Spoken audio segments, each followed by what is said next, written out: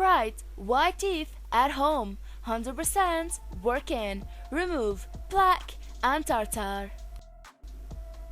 Hello friends, welcome back to my channel. Today I will share with you an effective remedy to turn your yellow teeth to white pearl teeth.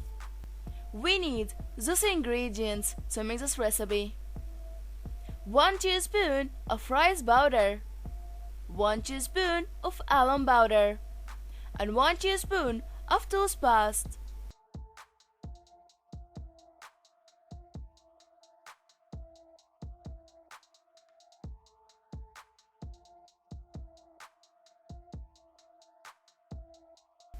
Now mix all the ingredients very well. Now it's time to apply this recipe on your teeth. Then leave it on for 5 minutes. For best results, use this recipe once a week.